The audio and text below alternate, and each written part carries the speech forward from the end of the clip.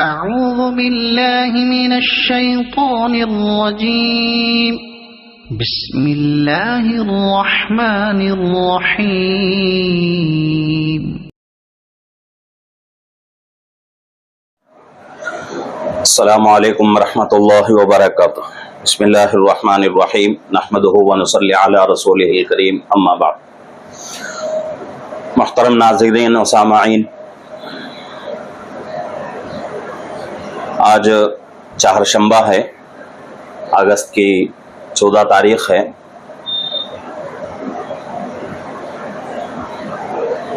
असल में ये वीडियो कल के दिन देना था, मंगल कोई ख़ास टॉपिक के ऊपर वीडियो बनाना है, तो मज़मून निकालने में देर हो गई और दूसरी मजबूरी ये थी कि कल सफ़र भी था, तो इसलिए ये वीडियो कल नहीं हो सका। तो आज आपकी खिदमत में ये वीडियो अपलोड किया जा रहा है। टॉपिक है, मजमून है, उन्वान हमारे इस वीडियो का जंग आज़ादी के ताल्लुक़ से जो तारीख़ है 200 साल की, उस तारीख़ को मुख्तसर तौर पर आप हज़रात के सामने पेश करना है कि उसमें असल में क्या हुआ, कैसे हुआ और मुसलमानों की कुर्बानियाँ क्या हैं, ये तमाम चीज़ें। हमारा मुल्क आज़ाद होकर कुछ साल गुजरे हैं।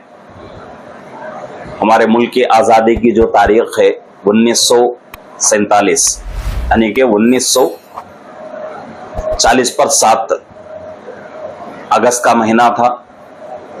15 तारीख को हमारा ये मुल्क आज़ाद हुआ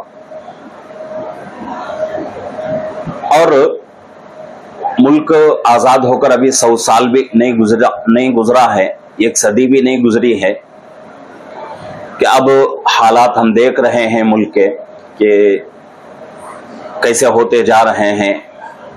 किसी एक ख़ास जमात को, किसी एक ख़ास मज़हब को निशाना बनाया जाता है और समझने वाले ये समझते हैं कि भाई ये लोग किरायादार हैं, मुल्क की आज़ादी में इनका कोई कुर्बानी इनकी नहीं है, इनका कोई हिस्सा नहीं है। इस तरह बहुत सारे लोग समझते हैं। हालांकि हकीकत ये है कि हिंदुस्तान की आज़ादी की जंग आज़ादी की जो तारीख़ है वो 200 साल पर मुहित है, मुकम्मल 200 साल। इसकी शुरुआत होती है 1757 में। 1757 में इस तारीख की शुरुआत होती है, यानी कि 1750 पर 7 ईस्वी। असल क्या होता है कि आजकल लोगों के जो जहनों में बात है उसको मैं अया करना चाहता हूं, वाज़ेह करना चाहता हूं कि लोग समझते हैं कि भाई हिंदुस्तान की जो आज़ादी की तारीख है, जंग की जो तारीख है, वो 1857 के बाद से है, यानी 1850 पर 7 के बाद से शुरू होती है। ये बिल्कुल गलत है। इसकी तारीख शुरू होती है 1757 से। 1750 पर 7 से आज़ादी की तारीख शुरू होती है, जंग आज़ादी की। अगर ये मान लिया जाए कि भाई 1857 में 1850 पर 7 के बाद से आज़ादी की जंग आज़ादी की तारीख शुरू होती है, तो मैं कुछ तारीख आपके सामने पेश करना चाहता हूं, आप खुद फैसला कर लें। पहली बात तो यह है कि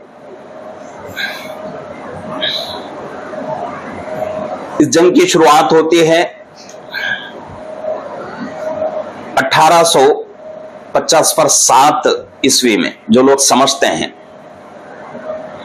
हकीकत में 1757 में इस जंग की शुरुआत होती है। इसका नतीजा यह निकलता है कि 1757 में प्लासी की जंग लड़ी जाती है और लड़ने वाले एक मर्द मुजाहिद बंगाल के नवाब सिराजुद्दौला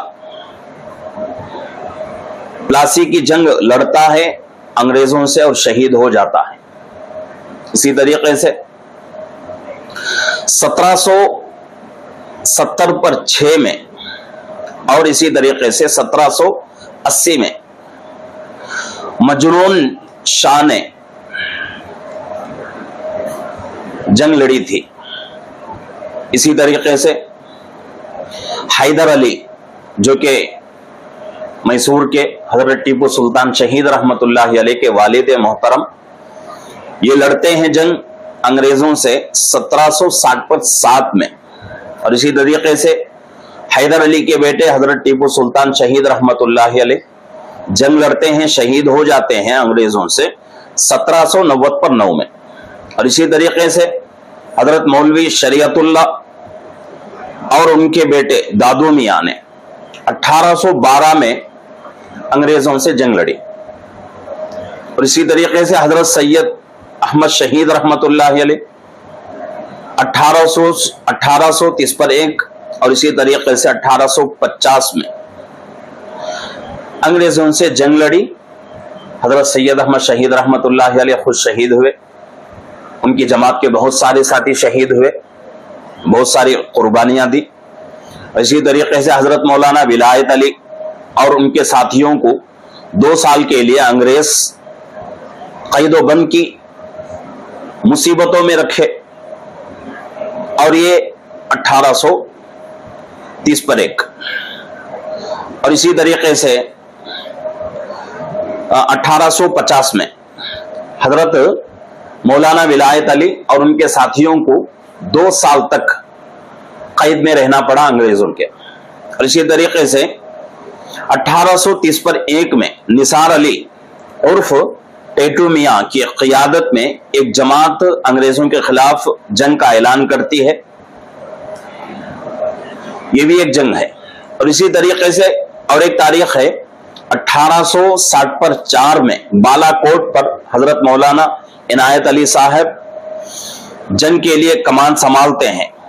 ये सब अंग्रेजों के खिलाफ लड़ी गई जंगें हैं। और ये कब लड़ी जा रही हैं? 1857 से पहले, यानी कि 1850 पर 7 से पहले की ये जंगें हैं। तकरीबन मैंने आपको 9 से 10 जंगों की तारीख बताई है। और ये मेरे नाकिस इल्म में जो बातें थीं वो बातें मैं आप तक पहुंचाने की कोशिश कर रहा हूं, वरना ऐसी बहुत सारी तारीख है जिसको हम नहीं जानते, छपी हुई है हमसे। तो जो तारीख हमारे सामने है उससे मैंने एक मजमून बनाकर आपके सामने पेश करने की कोशिश कर रहा हूं। तो ये तमाम जंगें 1857 से पहले, यानी कि 1850 पर 7 से पहले ये जंगें लड़ी गई।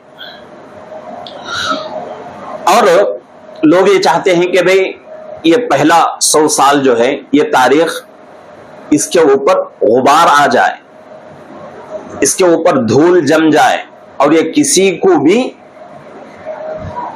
पढ़ने समझने का मौका ना मिले। लोगों के दिलों में ये बात आए कि भाई मुसलमान पहले ही दिन से अंग्रेजों के खिलाफ नहीं थे, पहले ही दिन से हम अंग्रेजों के खिलाफ थे, बाद में मुसलमान हमारे साथ शरीक हुए। ये सरासर झूठ, जुल्म और नाइंसाफी की बात है। हालांकि 1750 पर 7 से जंग आजादी की तारीख शुरू होती है, मुकम्मल 100 साल तक मुसलमान लड़ते रहे। और इसी 100 साल में बहुत सारे हमारे अकाबिर उलमा शहीद भी हुए, मुसलमान शहीद हुए जंग लड़ते हुए। लेकिन आज ये तमाम तारीख हमसे छुपाई जाती है। और इसी तरीके से 1850 पर 7 से एक दूसरा दौर शुरू होता है और ये दूसरा 100 साल तारीख का बहुत ही अलमनाक और बहुत ही बुरी तारीख है कि इतनी कुर्बानियां हमारे अकाबिर उलमा ने दी, इसको हम बयान नहीं कर सकते। इस दूसरे 100 साल में गैर मुस्लिम अहले वतन ने भी जंग आजादी में हिस्सा लिया। दूसरे हमारे गैर मुस्लिम भाइयों ने भी दूसरे 100 साल जब शुरू हुई तो उनकी भी बात समझ में आई, तो वो लोग भी जंग में शरीक हो गए। पहली मर्तबा ये हमको समझना है कि भाई अंग्रेज कैसे हमारे मुल्क में आया। तो सबसे पहले 1490 पर 8 में पुर्तगालियों का एक गिरोह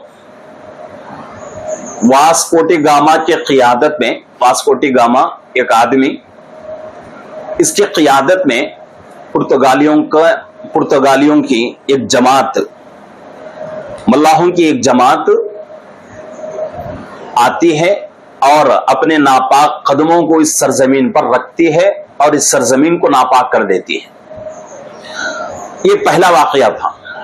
और उनका मकसद क्या था कि भाई यहां बहुत सारा माल है, बहुत सारी दौलत है, इसलिए कि हिंदुस्तान को उस जमाने में सोने की चिड़िया कहा जाता था। तो तिजारत के गर्ज से वो लोग आते हैं और आकर समंदर के जो साहिली इलाके हैं उन इलाकों में अपना पड़ाव डालते हैं। खुसूसन केरला का कालीकट जो शहर है, उस शहर को अपना मरकज बनाते हैं और वहां से धीरे धीरे धीरे धीरे गोवा तक पहुंचते हैं। गोवा पहुंचकर इस दरमियान में वो लोग बहुत ही ज्यादा जुल्म करते हैं, लोगों को मारते हैं। इरादा क्या था इनका, भाई जाकर वहां तिजारत करेंगे, लेकिन यहां आए, नीयत बदली, तिजारत से बढ़कर अपने मजहब के तबलीग में लग गए, ईसाइयत को फैलाने में लग गए। चूंकि यहां माल बहुत ज्यादा था और पहली मर्तबा ये पुर्तगालों की एक जमात हिंदुस्तान में आई थी, तो यह खबर फैलने शुरू हुई। तो इस जमात के देखा देखी अंग्रेजों ने क्या किया, पहली मर्तबा 1601 में 30,000 पाउंड का सरमाया माल पैसा जमा करके हिंदुस्तान पहली मर्तबा 1601 में आए समंदरी रास्ते से और आकर यहां ईस्ट इंडिया कंपनी रखी। उनका भी मकसद क्या था, तिजारत। अब 30,000 पाउंड इस जमाने के हिसाब से ये तकरीबन 30 लाख से भी ऊपर का सरमाया है। आज के हमारे इंडियन करेंसी के हिसाब से 30 लाख से भी ज्यादा पैसे होते हैं। तो इतना सरमाया इन्होंने लगाकर 1601 में हिंदुस्तान आते हैं, आकर ईस्ट इंडिया कंपनी रखते हैं तिजारत करने के मकसद से। फिर क्या होता है, 1612 में जहांगीर के दौर में, बादशाह का जमाना था, मुगल बादशाह हुकूमत करते थे, तो जहांगीर के जमाने में 1612 में बादशाह की इजाजत से गुजरात के शहर सूरत में एक तिजारती मरकज बनाया जाता है। बादशाह के पास जाते हैं, इजाजत लेते हैं, बादशाह इजाजत देते हैं, तो सूरत गुजरात का एक शहर है, वहां जाकर अपना तिजारत का एक मरकज बनाते हैं।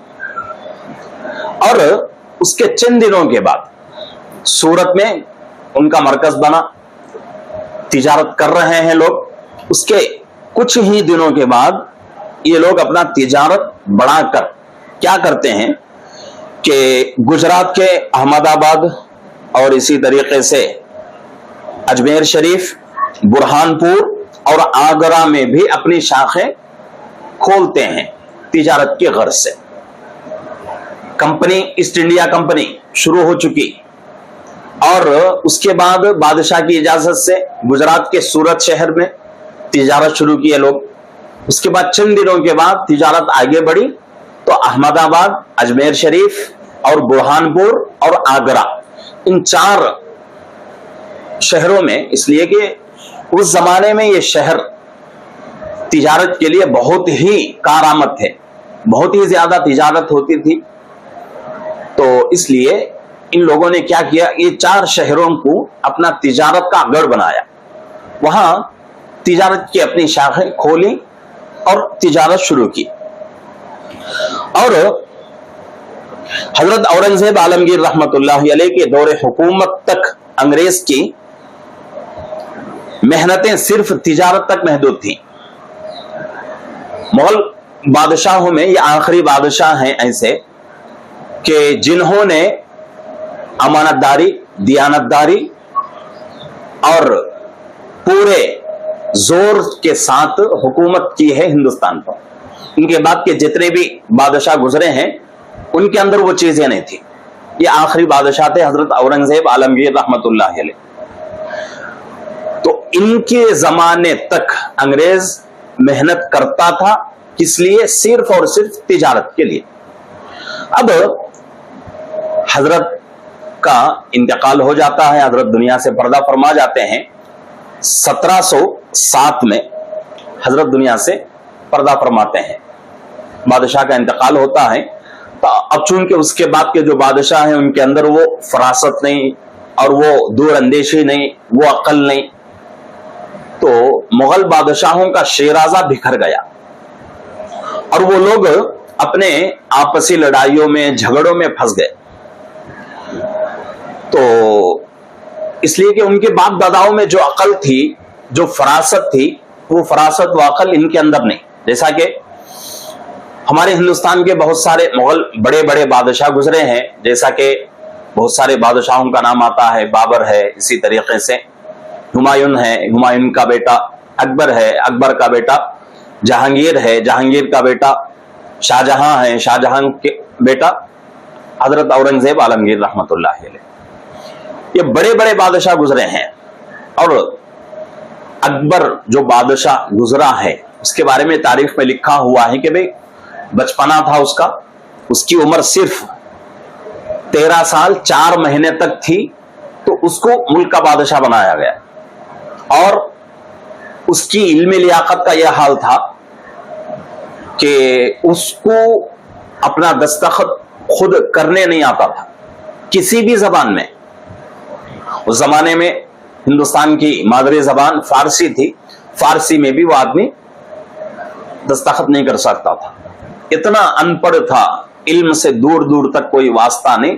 13 साल का बच्चा मुल्क संभालने तख्त पर बैठता है और पूरे ताकत के साथ, पूरे अकल के साथ, होशमंदी के साथ मुल्क चलाता है। और अकबर को यह लक़ब दिया गया है कि अकबर, इसका पूरा नाम जलालुद्दीन अकबर है, इसको लक़ब दिया जाता है इसकी बादशाहत को देखकर शहंशाह अकबर। इसकी मुद्दत 40 पर 9 साल, 40 पर 9 साल इसने हिंदुस्तान के ऊपर इतना बड़ा मुल्क कामयाब हुकूमत की और इन 40 पर 9 साल में अपने मुल्क को झुकने नहीं दिया, अपने मुल्क को गुलाम होने नहीं दिया। ऐसी बादशाहत उनकी। इसी तरीके से हजरत औरंगजेब आलमगीर रहमतुल्लाह अलैह का जमाना भी 40 पर 9 साल का जमाना, 40 पर 9 साल उन्होंने भी हुकूमत की, लेकिन उनके जमाने में भी मुल्क का कोई नुकसान नहीं, मुल्क झुकने नहीं दिया और मुल्क वालों को गुलाम बनने नहीं दिया। ऐसे फरासत से, अक्लमंदी से, दूर अंदेशी से इन लोगों ने मुल्क संभाला और मुल्क चलाया। लेकिन बाद के जो बादशाह थे, तकरीबन हमारा मुल्क गुलाम होने तक 13 लोगों का तस्करा आता है, 13 लोग हुकूमत किए, लेकिन 13 लोगों में भी कोई भी काबिल बादशाह नहीं था। तो ऐसे होते होते हजरत औरंगजेब आलमगीर रहमतुल्लाह अलैह का जमाना खत्म हो जाता है तो उसके बाद के बादशाहों में वो अक्ल व फरासत नहीं थी। अब ये तरफ ईस्ट इंडिया कंपनी शुरू हो चुकी थी, तकरीबन 100 साल पूरे हो चुके थे। 1601 में शुरू होती है बादशाह, यानी कि हजरत औरंगजेब आलमगीर रहमतुल्लाह अलैह का इंतकाल 1707 में, 100 साल से ऊपर उसकी उम्र हो चुकी थी। अब जब दूसरे लोग बादशाह बने, उनके अंदर वो अकल व फरासत नहीं थी, तो उस जमाने में ईस्ट इंडिया कंपनी ने क्या किया, अपना जहरीला असर छोड़ना शुरू किया। अब वो तिजारत से आगे बढ़कर मुल्क को अपने कब्जे में लेने की हवस उसके अंदर आ गई। इसकी वजह से अंग्रेज तरह तरह की मेहनतें करते थे, तरह तरह के जाल बिछाते थे, तरह तरह के मेहनतें वो लोग करते थे। उसमें से एक ये होता है कि भाई बंगाल में एक अपना मजबूत फौजी किला बनाते हैं अंग्रेज। तो उस जमाने में बंगाल का मर्द मुजाहिद नवाब सिराजुद्दौला इनके नापाक इरादों को भांप लेता है और क्या करता है कि वे प्लासी के मैदान में जंग के लिए अपने आप को खड़ा करता है। उसके पीछे एक बहुत बड़ी फौज, लेकिन वो मशहूर शेर है कि उस घर को आग लगी घर के चिराग से। ऐसा ही वाकया यहां हुआ कि नवाब सिराजुद्दौला की जमात में उसका वजीर मीर जाफर, उसने गद्दारी की, अंग्रेजों से हाथ मिलाया और इसकी वजह से नवाब सिराजुद्दौला को शिकस्त हुई, शहीद भी हुआ और उसकी पूरी जमात को शिकस्त हो गई। अब वहां उनके लिए रास्ता साफ हो गया। तो होते होते वो लोग क्या किए, बंगाल और बिहार और उसके आसपास के इलाके को उन्होंने अपने कब्जे में ले लिया। और शाह आलम, उस जमाने में शाह आलम की हुकूमत थी, बादशाह था, लेकिन मैंने जैसा कि कहा कि इनके अंदर वो फरासत नहीं थी। ये लोग माल के पीछे और इसी तरीके से झगड़े, लड़ाइयां, आपसी दुश्मनियां निकालने में ये लोग तुले हुए थे। पैसा इनके पास हर सब कुछ था। तो इसने क्या किया, शाह आलम की हुकूमत में अंग्रेज ने शाह आलम से मुआहदा करके सालाना 26 लाख रुपया माल की शक्ल में या पैसे की शक्ल में देकर अपने कब्जे को बढ़ा लिया। यानी कि अब तक बिहार बंगाल पर कब्जा था, अब बादशाह की इजाजत हो गई, सालाना 26 लाख रुपए माल की शक्ल में या पैसे की शक्ल में बादशाह को दिया जा रहा है। तो उसके बदले में बादशाह क्या कर रहा है, मुल्क दे रहा है। सोचने की बात है कि भाई कितनी उनके अंदर नादानी थी, कितनी उनके अंदर अंधापन था, वो लोग वो सोचे भी नहीं।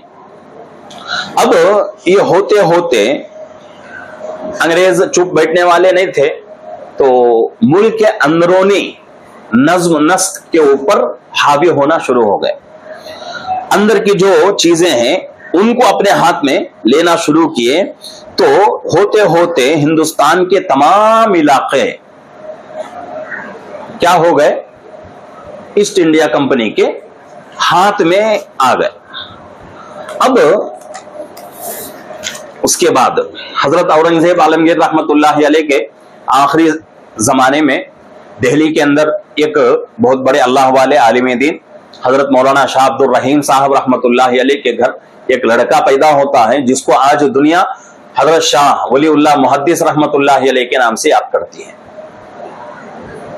इनकी पैदाइश होती है, जवानी आती है और जितना इल्म हासिल करना है हासिल करते हैं मकामी उलमा से। बाद में मदीना जाते हैं, मदीने में जाकर शेख अबू ताहिर रहमतुल्लाह अलैह से इल्म हासिल करते हैं।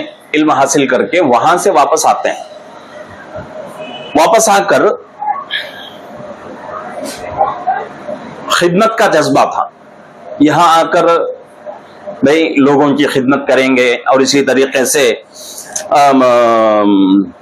नौजवान बच्चों को दीन का इल्म पढ़ाएंगे, ये नीयत से वापस आते हैं और वापस आकर बाद में इनकी शादी वगैरह हो जाती है, बच्चे होते हैं।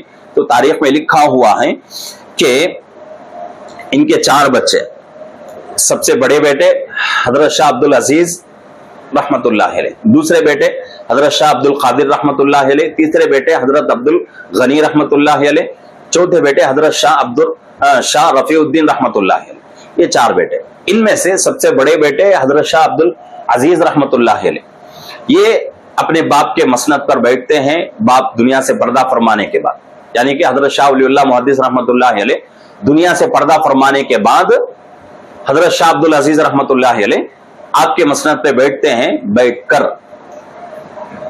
क्योंकि तरबियत याफ्ता और नेक बंदे, अल्लाह के वली, आलिम, बुजुर्ग, तो इनको बात समझ में आ जाती है कि भाई क्या हो रहा है मुल्क में, मुल्क अब कुछ दिनों में गुलाम बनने वाला है।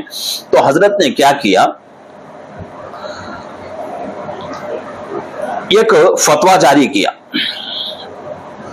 1770 पर 2 में एक फतवा देते हैं। फतवा क्या है कि भाई जितने भी मुसलमान हैं तमाम मुसलमानों पर जिहाद फर्ज है, अंग्रेजों को मुल्क से भगाओ और मुल्क को आजादी दिलाओ, ये फतवा देते हैं। तो ये फतवा देते ही इस फतवे का इतना गहरा असर होता है, खास तो खास आम लोग भी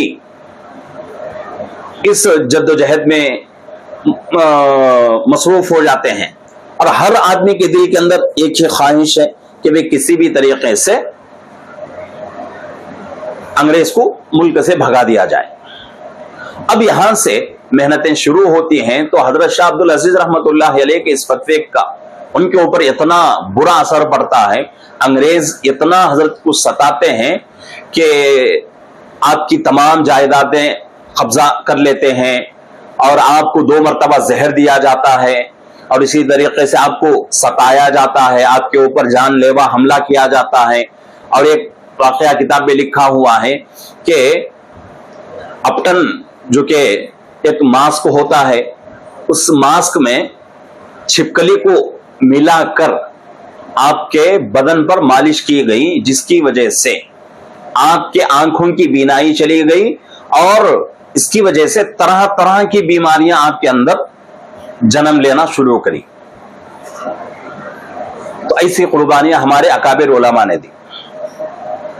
अब आगे ये चलता चलता क्या होता है कि हजरत शाह अब्दुल अजीज रहमतुल्लाह अलैह फतवा देते हैं। फतवा देने के बाद लोगों के अंदर एक बेदारी शुरू हो जाती है। तो उस बेदारी की वजह से जंगें शुरू होती हैं, उसकी वजह से मुसलमानों का बहुत बड़ा नुकसान भी होता है। और इसी असना में हजरत टीपू सुल्तान शहीद रहमतुल्लाह अलैह 1790 पर 9 में अंग्रेज के खिलाफ जंग करते हैं। जंग करके वहां भी एक मुनाफिक बैठा हुआ था, मीर सादिक, वो अंग्रेज से हाथ मिलाया था।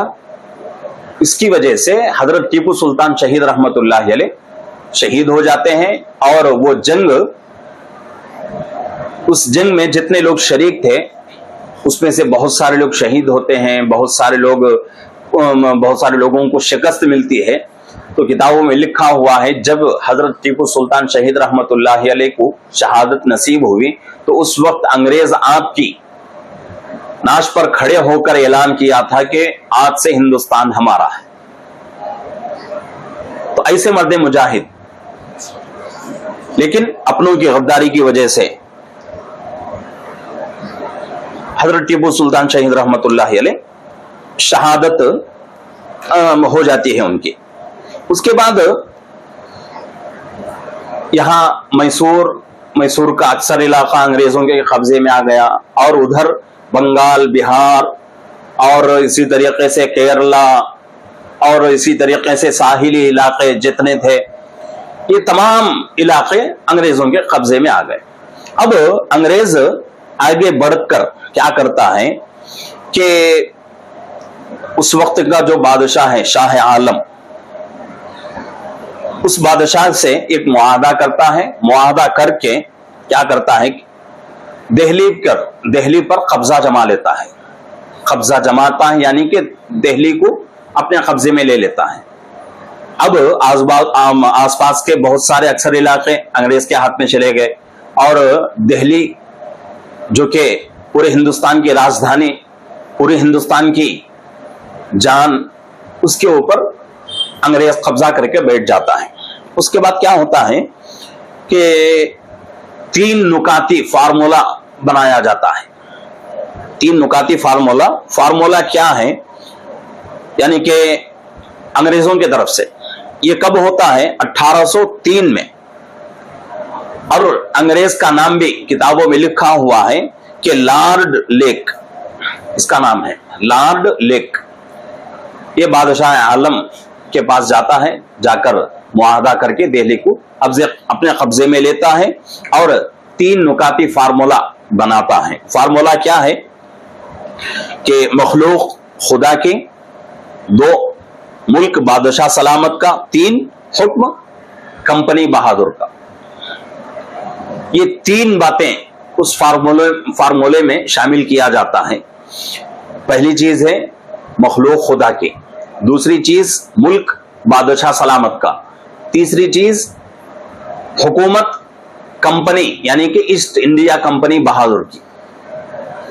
तो ये 3 नुकाती फार्मूला क्यों बनाया जाता है कि वजह इसकी ये थी, अगर दिल्ली को कब्जा करके बादशाह को बादशाहत से उतार दिया जाए तो पूरे मुल्क के लोग एकदम उनके मुखालिफ खड़े हो जाएंगे। तो अंग्रेज को इस बात का डर था कि अगर पूरे हिंदुस्तानी मिलकर हमारा जवाब दें तो हम यहां टिक नहीं सकते, हमारे पास पीछे भागने के अलावा कोई रास्ता नहीं है। तो इसलिए वो लोग, उन लोगों ने बहुत सोच समझ के कदम उठाया और ये फार्मूला बनाया लोगों को, ताकि लोगों के अंदर ये इत्मीनान रहे कि भाई मखलूक तो खुदा की है, मुल्क बादशाह का, बादशाह को बादशाहत से नहीं उतारा, नहीं निकाला, ताकि लोगों के अंदर मायूसी ना आए, लोग मुखालिफ ना हो जाए। इस वजह से अंग्रेज ने बड़ी चालाकी से ये 3 नुकाती फार्मूला बनाया। अब उसके बाद क्या होता है, 3 नुकाती फार्मूला बनाता है, बना के उसकी आवाज लगाते हैं।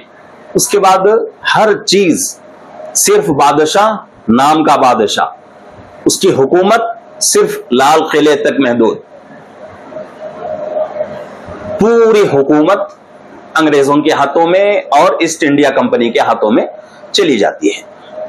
अब यहां से एक अलग दौर शुरू होता है। उससे पहले कुछ इलाके अंग्रेजों के हाथों में थे, अब दिल्ली अंग्रेज के हाथ में आ गया और इस दरमियान में बहुत सारी जंगें हुई, मुसलमानों का बहुत नुकसान हुआ। लेकिन अंग्रेज ये समझता था कि भाई मुल्क पूरा हमारे हाथ में लेना तो है, लेकिन उसको धीरे धीरे करके लेंगे तो हमारे लिए बड़ा फायदा होगा। तो वो अपने इस काम में कामयाब भी होता गया। एकदम आकर उसने हमला नहीं किया, आकर तिजारत किया, तिजारत करके बाद में यहाँ के हालात देखा, उसके बाद ये सारी चीजें होनी शुरू हुई। एक एक इलाका पहले कब्जा करता आया, जंगें होती रही और मुसलमानों को नुकसान होता रहा। अब जैसा कि मैंने शुरू में कहा है कि उस जमाने के बादशाहों के अंदर वो कुव्वत नहीं थी, वो हिम्मत नहीं थी कि भाई डट कर उन अंग्रेजों का मुकाबला करें। अगर वो लोग चाहते तो कर सकते थे, कोई बड़ी बात नहीं थी।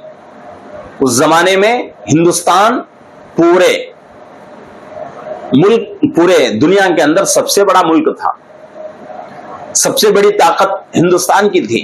लेकिन सिर्फ असबाब रहे, हिम्मत अगर ना रहे तो कोई फायदा नहीं। असबाब ना रहे, हिम्मत अगर है तब भी कुछ काम हो सकता है। तो इन लोगों के अंदर वो हिम्मत नहीं थी और दूर अंदेशी नहीं थी। तो अंग्रेज क्या करता गया, एक एक इलाका कब्जा करता और बादशाह को माल की हिर्स थी, माल देते देते एकदम क्या हो गया, दिल्ली के ऊपर कब्जा करके कब्जा जमा के बैठ गया। अब बादशाह की बादशाहत कहां तक? सिर्फ लाल किले के अंदर अंदर तक। लाल किले के बाहर बादशाह का कुछ भी नहीं चलता था। बाहर पूरा बाहर हुकूमत किसकी थी? अंग्रेजों की और ईस्ट इंडिया कंपनी की। तो ये जो है मुख्तसर तारीख है, और भी बहुत बड़ी तारीख है। इंशाअल्लाह इसके बारे में आगे 2-3 वीडियोस आपके सामने आपके लिए जो है बनाई जाएंगी। हमारा इरादा है कि भाई तारीख पूरी ना हो तो कम से कम जो जरूरी तारीख है इसको हम लोग समझने की कोशिश करें। ये अगर तारीख हमारी समझ में आ गई तो फिर हमारा इस मुल्क में कितना हक है हम आसानी से समझ जाएंगे। आज कितने मुसलमान ऐसे हैं जो समझते हैं कि भाई ये मुल्क हमारा नहीं है, इस मुल्क में हम लोग किरायादार हैं, और आज की हुकूमतें भी यही चाहती हैं। वरना तो 200 साल की तारीख, 100 साल पूरे मुसलमान लड़ते रहे। मुसलमानों की कुर्बानियां कितनी हैं, किताबें उठाकर देखेंगे तो तारीख समझ में आएगी। बाकी दूसरे 200 साल की तारीख हमारे सामने है, इंशाअल्लाह उसकी भी तारीख मैं आप हजरात के सामने रखूंगा तो आपको बात समझ में आएगी कि हमारे अकाबिर ने कितनी कुर्बानियां देकर इस मुल्क को आजाद कराया है। ये कोई जंग 1-2 दिन की नहीं थी, 1-2 साल की, 10-20 साल की नहीं थी। 200 साल मुकम्मल, 2 सदियां इसमें गुजरी, तब जाके 1940 पर 7 को अगस्त का महीना था, 15 तारीख थी, हमारा यह मुल्क आजाद हुआ। अंग्रेज दुम दबाकर भागने पर मजबूर हो गए। तो ये 200 साल की पूरी तारीख है। 200 साल हमारे अकाबिर ने, उलमा ने, मुसलमानों ने और दूसरे मजहब के लोगों ने इसमें हिस्सा लगाया, कुर्बानी दी, तब जाके ये मुल्क आजाद हुआ। तो आज मुल्क आजाद हुए 100 साल भी नहीं गुजरे हैं तो मुल्क की हालत क्या है, मुसलमानों के साथ कैसा रवैया इख्तियार किया जा रहा है, मुसलमानों के साथ क्या मामला है। कभी मुसलमानों के ऊपर मॉब लिंचिंग होती है, कभी मुसलमानों के घरों पर बुलडोजर चल जाता है, कभी मुसलमानों को बेघर किया जाता है, कभी मुसलमानों को झूठे बहानों से सलाखों के पीछे भेजा जाता है, कभी मुसलमानों की जायदादें कब्जा की जाती हैं, कभी तो पर्दे के ऊपर, कभी तो लो जिहाद का मसला खड़ा हो जाता है, कभी 3 तलाक का मसला, और कभी अभी हाल में ताजा मसला शुरू हो चुका है वक्फ बोर्ड के जायदाद का। ये तमाम चीजें इस बात की अलामत है कि भाई ये लोग इंसाफ से हुकूमत करना नहीं चाहते। जिस मकसद को लेकर हमारे अकाबिर ने इस मुल्क को आजाद कराया है, उनका मकसद क्या था कि भाई ये मुल्क आजाद रहे, मुल्क में रहने वाले आजाद रहें, और इस मुल्क को आजाद करा के उन्होंने बादशाहियत नहीं लौटाई, इसमें बादशाहत नहीं लौटाई हमारे अकाबिर ने, बल्कि इसको आजाद करा के जमहूरियत तक पहुंचाया। हमारा यह मुल्क जमहूरी बना 1950 26 जनवरी, उस दिन, उस तारीख को हमारा यह मुल्क जमहूरी बना। जमहूरी का मतलब क्या है कि भी इसमें जितने लोग रहते हैं, जो भी जिस मजहब का मानने वाला हो, उसको अपने मजहब में रहकर आजादी के साथ पूरी तरीके से जिंदगी गुजारने का हक, जमहूरियत का मतलब। लेकिन आज जमहूरियत का मतलब ही इन लोगों ने बिगाड़ के रख दिया है। तो इसलिए हमारे ऊपर जरूरी है कि हम इसकी तारीख को समझें, इसकी तारीख को पढ़ने की कोशिश करें। अगर नहीं पढ़ सकते तो इस तरीके से तारीख को समझने की कोशिश करें, तो इंशाअल्लाह हम आइंदा जो नस्ल आ रही है उस नस्ल को हम बता सकेंगे कि भाई हमारा ये मुल्क ऐसे ही आजाद नहीं हुआ, इसके पीछे 200 साल की तारीख थी, और इसमें मुसलमानों का ये रोल था, मुसलमानों की ये कुर्बानियां थी, मुसलमानों का इतना हिस्सा था। और सीना ठोक के हम बता सकेंगे अपने आने वाली नई नस्ल को कि भाई हम इस मुल्क के किरायादार नहीं हैं, हम इस मुल्क के बावफा शहरी हैं। अगर हम तारीख खुद से नहीं पहचानते तो नई आने वाली नस्ल को क्या बताएंगे। तो इसलिए हमारी एक छोटी सी कोशिश शुरू हुई है, तो आगे इंशाअल्लाह और भी बड़ी तारीख है। इरादा है कि अभी 3-4 वीडियो के अंदर इसको जो है समेट दिया जाए। अगर लंबा कर दिया जाए तो आप लोगों को भी तकलीफ है, दिक्कत हो जाएगी। तो इसलिए 3-4 वीडियोस में इंशाअल्लाह तारीख का खुलासा आपके सामने पेश किया जाएगा। अल्लाह रब्बुल इज्जत से दुआ है कि अल्लाह रब्बुल इज्जत हमारे इस मुल्क की ता क़ियाम क़ियामत हिफाजत फरमाए, और जितनी भी नापाक कोशिशें हमारे इस मुल्क में खुसूसन मुसलमानों के ऊपर जो हो रही हैं, उन तमाम कोशिशों को अल्लाह नाकाम फरमाए, और हर किस्म की नजर बद से इस मुल्क की मुसलमान और मुल्क में जितने मज़ाहिब के लोग रहते हैं, तमाम मज़ाहिब के लोगों की अल्लाह रब्बुल इज्जत हिफाजत फरमाए। आमीन। अस्सलामु अलैकुम व रहमतुल्लाहि व बरकातहू।